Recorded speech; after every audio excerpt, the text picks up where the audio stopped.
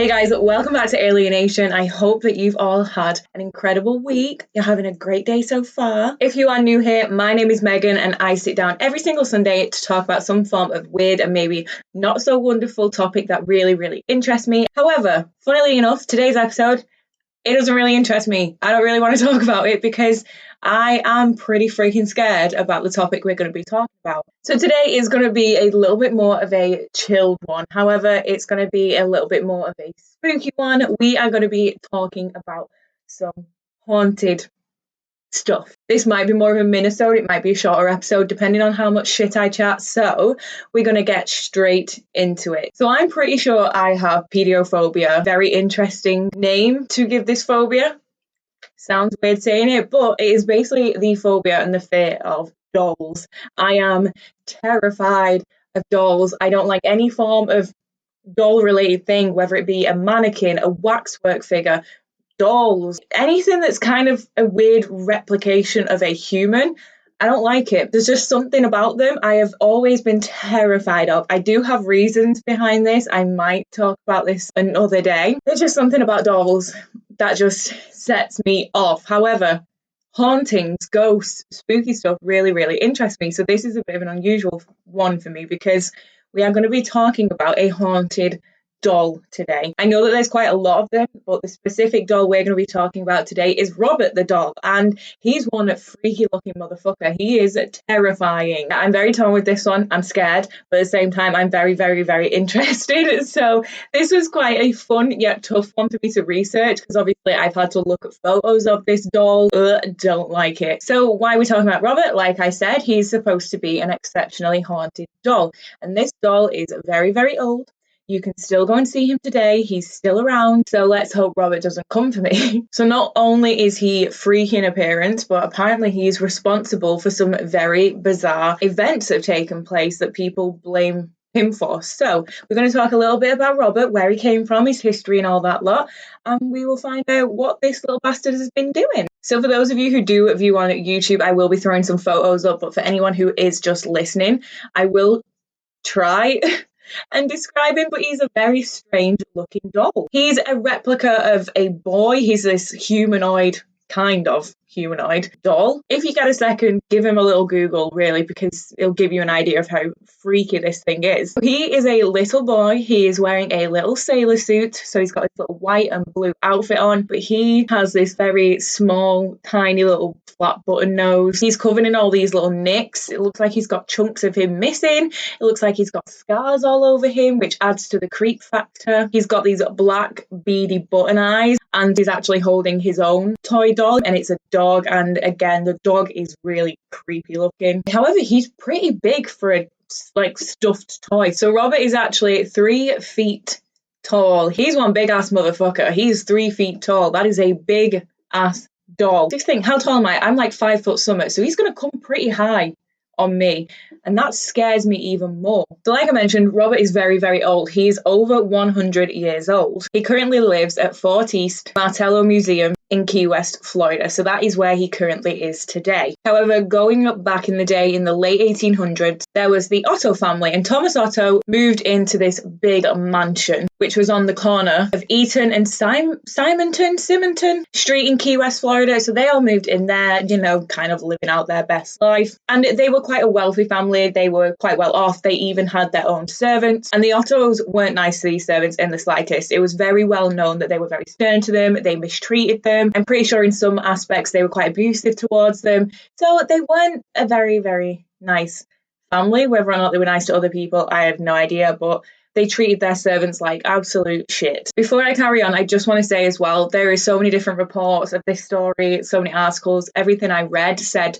pretty much different things. So I've tried to find the things that everyone kind of agrees on. I say in air quotations that everyone has mentioned. And I've kind of stuck to those. I don't want to say facts because it might not be, but I stuck to those points. So there are some things that I'm a little bit unsure on. But either way, they had servants and they weren't nice to the servants. So the Ottos apparently had is it Haiti? I can't pronounce it. Haitian Haitian servant who they were just horrible to as well. They mistreated her. And there are rumours and reports that because of this bad treatment, we end up where we are today. So this specific woman was actually hired to look after their son. Their son was named Robert Eugene Otto, and she was basically a caretaker of him, like a carer, someone who babysits the kids, washes them, cleans them. That's what she was hired for. However, one day, Mrs. Otto, the mum of Robert and the wife of Thomas, she claims that she witnessed this carer practicing black magic in the garden. So obviously she fired her ass. She was like, see you later. I don't want that in my house. Fair enough, I guess, if you have someone doing stuff that could potentially harm you and your family in your back garden. I completely understand that, but she probably wasn't doing anything. She was probably just out there, maybe burning a bit of sage, having some free time. And this family probably just fired her because they weren't very nice people. But either way, she was fired. So there are a few different reports about the next moves. So the first report is before this lady left the family, because obviously she was fired, she gave Robert a doll. It was this big lifelike doll I mentioned, not necessarily lifelike, there's something quite off about him, but life-size doll, which was probably bigger than Robert at this point. However, there were reports that this doll was actually manufactured in Germany by the Steiff company. From what I'm aware, Steiff, are they still around? I just know that Steiff dolls and bears are quite expensive. But either way, that's where he apparently came from. And he was given to Robert by Robert's grandfather, as he bought him while he was on a trip to Germany in 1904. And he thought it was a good gift and gave it to Robert as a birthday present. So there are kind of two different stories. It's up to you what you want to believe. I don't have a clue, in all honesty. So the outfit that Robert's wearing, like I said, he was wearing this little sailor outfit. It didn't actually come with the doll. It wasn't actually manufactured as part of the doll. And there were reports that it used to be Robert's outfit. It was Robert's own outfit that was then put on this doll. And I'm pretty sure there are photographs of Robert wearing this specific outfit. So Robert was given this doll and he really liked this doll so much that he gave the doll his own name. So he started calling this freaky ass doll Robert. So Robert had Robert and the Roberts were doing everything together. And this doll became Robert's trustworthy companion. It was his best friend. He wanted to do everything with this doll. You know how kids get when they get a new toy, they get obsessed with it. It was kind of like that. He took this doll everywhere. And it's a big ass doll, so he must have been dragging it around like there's no tomorrow. Whenever the family went into town and went shopping, he'd take the doll with him. It had a seat at the dinner table, which, oh God, that would have knocked me sick. Like, that is not sitting at my dinner table. When his parents weren't looking, Robert would feed him. He was sneaking bites of food as well, so it was probably getting all mucky and gross. He would tuck the doll in at night, so Robert would tuck Robert in at night, just like any kid would do, just playing along with his new favourite toy. However, this little duo and friendship did end up taking quite a nasty turn. Bizarre things started to happen, strange occurrences were going down, and it was kind of the whole snowball effect. Everything was just going downhill. It was just getting very, very creepy. So Robert decided that he no longer wanted to be Robert, and he wanted to be referred to by a different name. His middle name was Eugene, so he started going by the name Gene. And the reason why he started doing that was because he'd given his name to Robert and he felt like Robert owned that name now and it was no longer his name. And there were reports that Robert had actually been scolded and told off by his mum and he didn't like that. So he not put the blame on Robert, but basically was like, oh, that's the doll's name now. I don't really want to be associated with that, which was a very strange thing for a child to request to do. But either way, he was now Gene. So Gene is the little boy. Robert is the doll. That's how we're going to refer to them from now on. So a lot of people started to hear Gene in his room having conversations with Robert the doll. So Gene would be talking to this doll. Obviously, children, regardless of what gender they are, they have quite high-pitched voices. So they would hear Gene having these conversations, recognizing his voice, and then they would hear responses in a different, deeper, more unusual voice. Obviously, Gene could have been putting this voice on, but for children, that's not the easiest thing to do. But they were hearing responses to the things that Gene was saying. Again, it could have just been Gene. He could have just been playing two characters. And they noticed huge behavioural changes in Gene. They noticed he would start to get quite agitated. He seemed a bit on edge all the time. He'd get angry really quickly. And the servants and his mum did begin to worry. So she'd try and keep an eye on him. She would keep checking in on him, going into his room. Sometimes she would burst into the room to try and not catch him in the act doing anything, but sort of surprise him and see what he was getting up to. And a lot of the time she would find him cowering and hiding in the corner of the room, absolutely terrified. And Robert the doll would be sat perched on a chair in the middle of the room or on the bed, just glaring at him. And Jean would just be staring back, absolutely terrified. This was kind of the start of the weird behaviour that was happening, but it was definitely something that the parents were worried about. This doll was his best friend. He absolutely loved it. He took it everywhere. And then out of nowhere, he began to be scared of it a lot of the time. So this is where it amps up a little bit. This is where things start getting pretty scary. So the parents and other family members, friends would notice that household objects seem to be getting thrown across the room. So they'd be asleep one night, they would just hear a huge commotion, banging, everything like that. They would go in and check, and there was just furniture everywhere, there was toys everywhere, as if they've just been thrown across the room. A lot of Jean's stuffed animals and his other toys started showing up all mutilated and ripped up. The stuffing was pulled out, basically destroyed. They just started appearing absolutely ruined. Things like giggling, which that makes my skin crawl. Giggling and whispers were heard around the house. There was just overall chaos going on, and it was just a very spooky atmosphere. So whenever the parents would question Jean, he would always shout, "Robert did it. It wasn't me. It was Robert." So in the end, he'd always take the blame. He'd deal with the punishment of whatever he was given for his bad behaviour. So they presumed he was throwing objects around the house. He was breaking things on purpose, ruining his toys, because it would make more sense for it to be a child misbehaving than a poltergeist or a demon or a cursed doll doing these things. So Jean always did the punishment, but he still insisted and demanded that it wasn't him and that it was Robert. So as things were getting worse and worse and more mischievous behaviour was going down, a lot of the servants decided to leave. They did not want to be dealing with this because it must have been terrifying. And they had to bring new ones in to replace the old ones. And it was just getting a little bit out of hand. So the Ottos of the relatives decided that something needed to be done about this. So Otto's great aunt suggested that they should remove Jean's doll from this situation because it seemed to be the cause of many issues. They obviously didn't believe that it was the doll, but Jean was clearly misbehaving and using Robert as an scapegoat. So Jean's parents did listen to the great aunt and decided to remove Robert the doll from the situation, and they kept him in a box in the attic. And he stayed there for many years. We're going to jump ahead quite a few years. So Jean is now an adult, and unfortunately his father does pass away. And this basically meant that Jean inherited the house. The house that he grew up in was now his. Jean actually got married to Annette Parker in Paris on May the 3rd, 1930, and they both decided to move into his family home. So they had the whole Victorian mansion to themselves at the time being, and Jean became an artist, and they named the mansion the Artist House. It was a good house. It was huge. It was perfect for his creative ideas. It was spacious. He had plenty of room to paint. And one day, while he was going through a lot of stuff, he went up into the attic, and while he was up there, he found his childhood companion, Robert. So he dusted him off, he took him out of storage, and reintroduced him into his life. Why the fuck would you do that? Obviously, his wife was not happy about this in the slightest. She got bad vibes off Robert. I don't want to judge and say grown-ass men shouldn't play with dolls, because that's not nice at all. But at the same time, if your grown-ass husband brought a creepy-ass doll out from his childhood and started paying it more attention than you'd be a bit pissed. I understand that. And once again, Jean would take the doll everywhere with them. It's a big doll. It's not something that you can just sort of carry around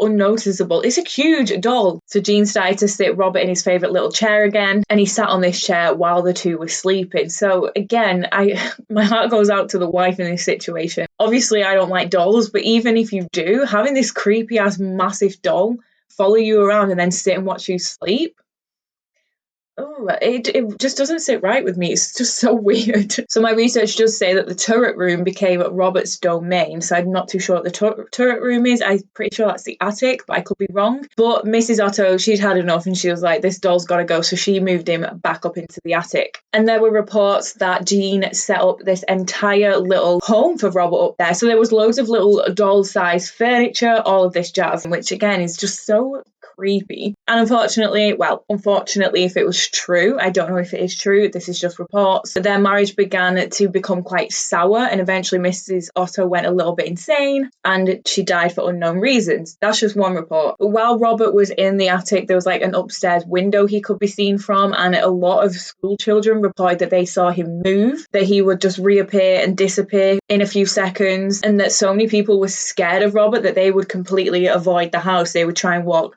around or the other side of the street, they tried to avoid walking past the house. So a lot of their family members noted that they'd seen Robert's facial expression change. They'd noticed him move in different positions, which, I don't know, it just makes me feel so scared. Unfortunately, in 1974, Jean passed away. And then there are other reports that Jean's wife died a couple of years later. So again, I'm not completely sure, but eventually the couple did pass away. And at this point, someone should have burnt Robert, in my opinion, but no, they didn't. A lady called Myrtle purchased the artist's house. I can't pronounce her last name to save my life. I think it's Ruta, but either way, Myrtle had purchased the artist's house. And obviously, with doing that, she pretty much got a lot of the stuff that was in the house, which also included Robert. So she became Robert's new caretaker. She was the owner of him and she looked after him, apparently. Again, why did she not take this out and burn it? Again, sorry, Robert, please don't come for me. But she owned Robert for 20 years and the house as well. She operated it as a guest house. I'm pretty sure people could go and stay there. There were reports that it was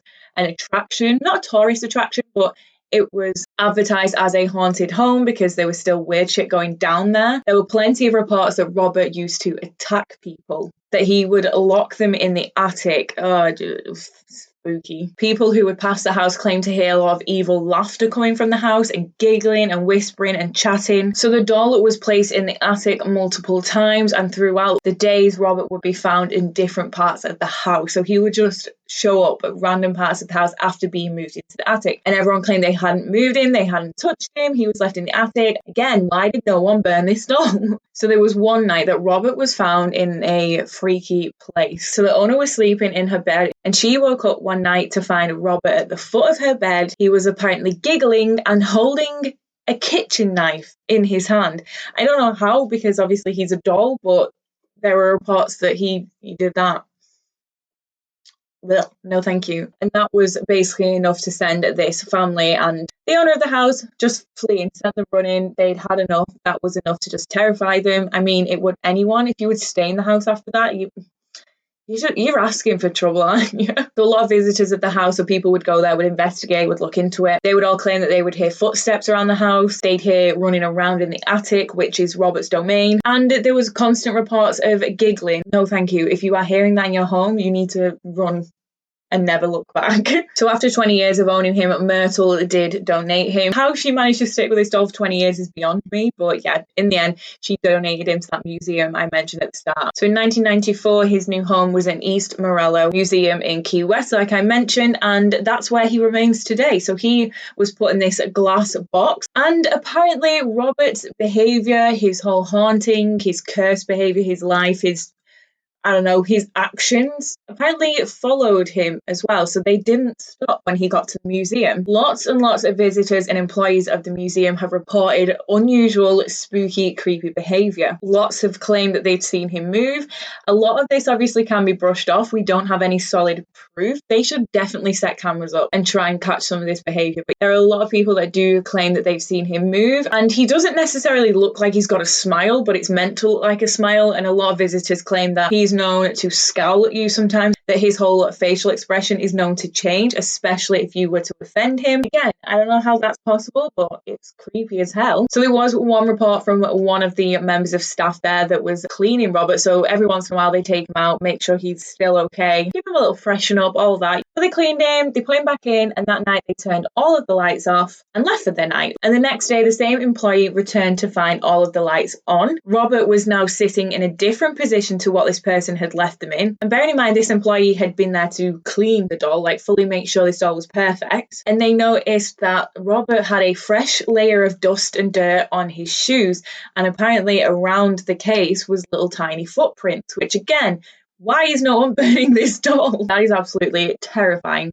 But there are plenty of reports from people that say that Robert will curse you. I wouldn't be surprised. He's a creepy little doll. So if you want to take a picture of Robert the doll, you have to ask his permission. And this is kind of the whole display of Robert's display.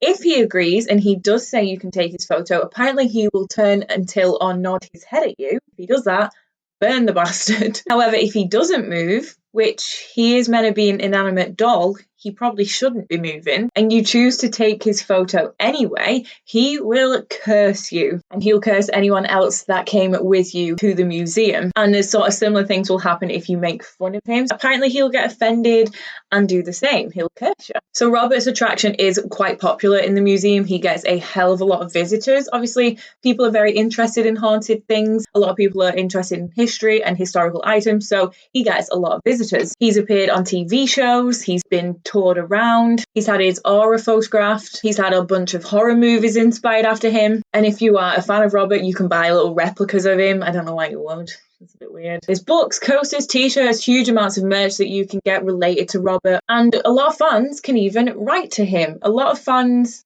I wouldn't use the word fans, a lot of people do write to him, and I'll get into that in a second. A lady called Convertito, I believe, I think that's her surname, someone who is kind of in charge of Robert or works at the museum, stated that he gets 1 to 3 letters a day, but they're not usually fan letters. They're usually from people apologising to Robert. There are huge claims that after visiting Robert, taking his photo without asking, apparently these people end up coming across a lot of misfortune, and they end up with a lot of bad events happening, a lot of bad luck coming their way, and they believe it's because they didn't respect Robert. They didn't ask permission to take his photo, or they were being rude to him, they were taking the mick out of him. And these people write letters to Robert begging for his forgiveness, which baffles me. I don't know if that's just a weird coincidence, if it's just bad timing. So they've received over 1,000 letters so far, and they do keep them all, they catalogue them all, and a lot of them do get shown in part of the exhibit. So apology letters are shown to sort of support this whole idea that he is a hexed or cursed